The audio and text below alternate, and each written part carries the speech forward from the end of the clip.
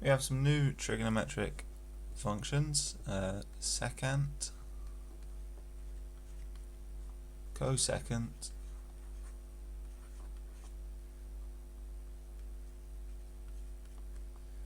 and cotangent.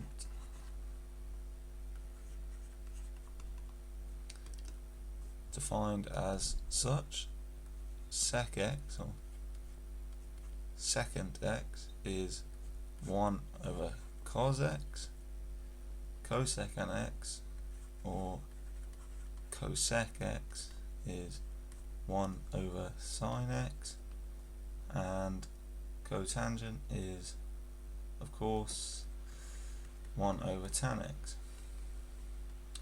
The way to remember which one's which is with what we call the third letter rule. So the third letter of each of these, sec, cosec and cot, corresponds to the first letter of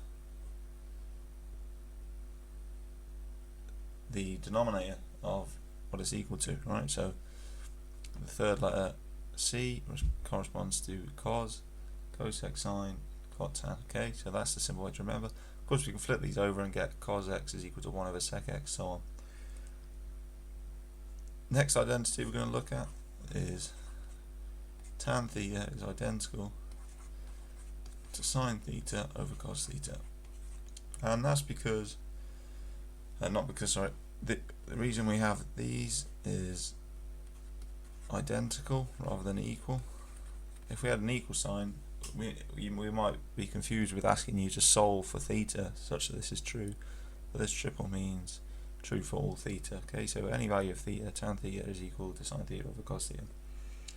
And I encourage you to, because they want you to know the values of tan theta in radians for 0, pi over 6, so on, the same ones we covered in the last video for sine and cos. So use this identity to find those. That's an exercise, and also with these, and we'll actually cover this in the next video, the graphs in the next vid. So what you should draw these graphs of cot x, forgot to do an x here, cot x, cosec x and sec x, considering what you know about the graphs of cos x, sine x and tan x. Okay, last thing's the Pythagorean identities. Sine squared theta plus cos squared theta is identical to 1. Okay, divided by sine squared theta gives us 1 plus cos squared theta over sine squared theta, which is tan squared theta. 1 over tan squared theta, sorry. Okay, so because sine theta over cos theta is tan theta, cos theta over sine theta is cot theta, so that gives us 1 plus cot squared theta is equal to cosec squared theta. If we did instead divide by this original identity by cos squared theta, we get sine squared theta over cos squared theta. That's tan squared theta, and then we get plus 1 is equal to sec squared theta.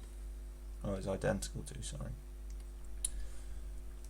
We've got some shorts on these if you want extra videos on them, but that's all we're going to cover in this video. As I say, we'll look at the graphs in the next one and the range and domains of these functions at the top. Be sure to remember these identities. We'll look at, well, I'll leave below. I've done lots of videos already on the types of questions you can be asked on these identities, so I will leave a link to them. If you did enjoy this video, please be sure to like and subscribe. If you've got any questions, let me know down in the comments below. But for now, that is it, and I hope to see you